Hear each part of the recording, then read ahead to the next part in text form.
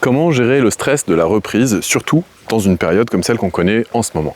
C'est ce que nous allons voir dans cette vidéo. Alors, déjà, dans un premier temps, je pense que ça peut être intéressant de résumer ce qu'est la notion de stress.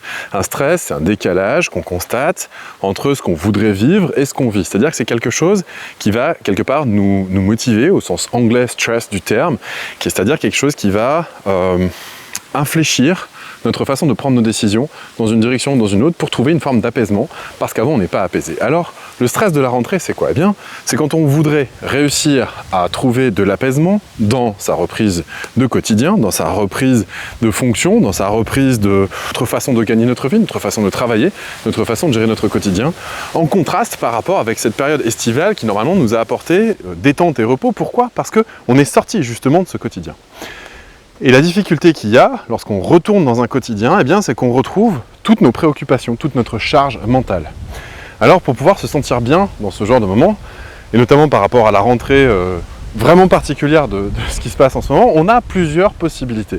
La première, c'est essayer de garder très précieusement ses souvenirs, les souvenirs de ce qu'on a vécu pendant ses vacances, si certains qui ont eu des vacances, en essayant de se recharger plein d'espoir, en se disant « Allez, c'est pas grave, ça va bien se passer », et d'essayer d'être dans une pensée positive. Le problème de la pensée positive, c'est que si vous faites le bilan par rapport à ce qui s'est passé entre cette année et l'année dernière, vous allez vous rendre compte que, qu'on le veuille ou non, au cours d'une année, on vit des contrariétés. On vit donc du stress, on vit donc des moments qui sont difficiles, qui sont challengeants quelque part, j'ai envie de dire. Et là, il y a un challenge qui est encore plus grand. Alors, avec le stress de la reprise, surtout lorsque eh bien, on ne sait pas trop sur quel pied danser, la reprise du quotidien, où on a toute cette charge mentale qui revient, en plus de ça, vient s'ajouter cette année eh bien, les difficultés par rapport à nos enfants, par rapport à la rentrée scolaire, par rapport à ces difficultés de travail, par rapport aussi à la pérennité de notre entreprise. Il peut arriver que certaines personnes aimeraient se dire que ça va bien se passer, mais sont sur la sellette au niveau du chiffre d'affaires pour les entrepreneurs, au niveau de leur emploi pour les salariés, dans certaines situations qui sont quand même assez stressantes et assez complexes. Alors, comment réagir au mieux dans ce genre de situation? Comme je vous le disais, on peut s'accrocher à ses souvenirs, s'accrocher à ce qui nous a permis de recharger les batteries, comme on dit, pendant cette période estivale, mais ça dure malheureusement pas bien longtemps. On peut aussi être dans la pensée positive, comme je vous l'ai dit, et se dire que, ok, ça va bien se passer, on a rechargé les batteries, on peut regarder les choses de manière positive, et on va essayer de se dire que tout va s'arranger. Pour autant, on sait, comme je viens de vous le dire, que ça ne marche pas. Et puis, il y a d'autres personnes aussi qui essayent de s'extraire de cette lourdeur qu'ils reçoivent chez eux et de partir dans des projets. La difficulté actuelle de se lancer dans des projets, c'est que les projets eh bien, sont difficilement anticipables puisque on ne sait pas sur quel pied on va danser, puisqu'on ne sait pas quelles sont les mesures qui vont venir, puisque pour l'instant, on sait à peu près ce qui se passe dans les semaines à venir, et encore, quand je dis ça, j'exagère peut-être même un peu, mais on ne sait pas trop ce qui va se passer dans les mois à venir.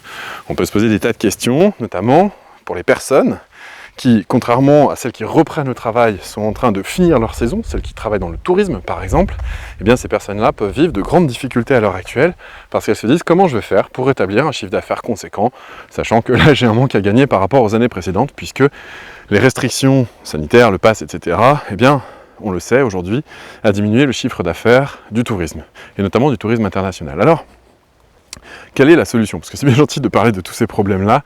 Quelle est la solution pour aborder cette rentrée, quelque part, d'une manière plus sereine? Eh bien, l'idée, ça ne va pas être de réguler cette rentrée, c'est ce stress-là, et pour chercher à l'évacuer en faisant du sport, même si ça peut marcher. Encore que quand on est en milieu urbain, vu que les salles de sport sont soumises à conditions, c'est compliqué. Donc l'idée n'est peut-être pas de réguler ce stress, mais d'essayer de comprendre comment on pourrait ne pas le générer. Ça, c'est quelque chose qui me semble beaucoup plus intéressant, parce que ça va développer de la réserve mentale, de la réserve émotionnelle, pour pouvoir traiter les nouveaux problèmes qui vont arriver. Parce que je ne peux pas vous mentir, je ne vais pas vous dire que ça va bien se passer, je ne vais pas être dans la pensée positive, je ne vais pas vous prendre quelque part pour des imbéciles, je peux juste vous dire une chose, c'est qu'on ne sait pas ce que cette année va être, au niveau des décisions gouvernementales concernant le tourisme, concernant la restauration, concernant tous ces domaines-là. On ne sait pas ce que ça va être non plus par rapport à l'économie. On sait qu'il y a eu des emprunts monstrueux qui ont été faits, mais on ne sait pas comment tout ça va évoluer. Alors pour appréhender l'avenir de manière sereine, sachant qu'on ne peut pas se projeter, puisqu'on ne sait pas ce qui va se passer dans les semaines à venir, sachant qu'on a du mal à réguler parce que nos techniques de régulation habituelles n'ont pas cours, et que tout ce qu'on croyait être pérenne dans notre tête s'avère être mouvant en ce moment, eh bien j'ai envie de dire que la meilleure des choses à faire pour pouvoir appréhender cette rentrée de manière sereine, c'est de travailler sur le fait d'engranger moins de stress et de développer son aptitude à la réserve émotionnelle. Cette réserve émotionnelle, on ne nous l'apprend pas dans notre enfance, on ne nous l'apprend que difficilement. Alors en plus de ça, quand on passe de l'enfance à l'âge adulte, eh bien souvent on considère qu'être adulte, c'est savoir se couper de ses émotions et non pas les gérer, non pas les maîtriser, ce qui est autre chose. Pour maîtriser ses émotions, eh bien en effet, il y a un apprentissage à faire par rapport à ce qu'est une émotion, comment ça sert, à quoi ça marche, comment ça marche, pourquoi c'est là. Et tout ce travail-là, eh bien, va être quelque chose que j'ai envie de vous proposer en cliquant sur le lien qui aura autour de cette vidéo pour pouvoir développer cette réserve émotionnelle, développer votre appréhension du monde avec davantage de sérénité pour faire en sorte que eh bien, cette rentrée puisse se passer sous les meilleurs auspices. C'est ce que j'ai appelé la méthode des 4 C. Alors, vous la connaissez probablement si vous suivez ma page, et si vous découvrez ma page, vous ne la connaissez probablement pas. Ce sont les premiers pas vers l'intelligence émotionnelle. Alors, ces premiers pas-là peuvent déjà vous aider et vous soutenir dans les situations difficiles. J'ai pas dit que ça résolvait tout, puisque ce sont les premiers pas dans l'intelligence émotionnelle. Donc gardez bien à l'esprit, si jamais vous êtes intéressé par cette formation, que ce sont les prémices, c'est quelque part l'introduction. Pour faire en sorte que cette introduction soit accessible, je vous propose une remise exceptionnelle par rapport aux réseaux sociaux que vous pourrez trouver en cliquant sur le lien ci-dessus. Donc voilà, j'espère que ça vous aidera, parce que c'est vraiment un geste que j'ai envie de faire pour vous aider à faire en sorte que cette rentrée se passe sous de meilleurs auspices, que vous puissiez accompagner avec le maximum de sérénité possible vos enfants, notamment dans cette rentrée un petit peu compliquée. J'espère aussi que ça vous permettra d'appréhender votre couple avec plus de sérénité, parce que étrangement, quand les situations deviennent complexes et compliquées, enfin complexes et compliquées c'est un peu la même chose, mais deviennent, délicate entre deux personnes qui avaient convenu d'un projet de couple, d'un projet de famille, d'un projet de construction, d'un projet financier, etc. Ça peut en effet devenir quelque chose de très compliqué. Et pour éviter de rester dans cette dynamique complexe, eh bien, et de faire en sorte de vous entendre, je pense que la réserve émotionnelle, vraiment, je ne pourrais pas vous dire à quel point je considère que c'est important. Développer cette réserve émotionnelle pour faire en sorte d'être une personne ressource et non pas un générateur de tension supplémentaire dans la situation externe qui est déjà suffisamment stressante, me semble être un bon investissement sur soi.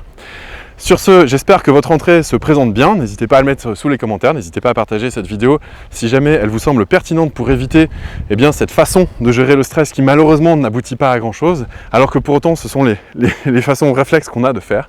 Et sur ce, je vous souhaite une excellente fin de journée et je vous dis à très bientôt. Merci de m'avoir suivi. Ciao.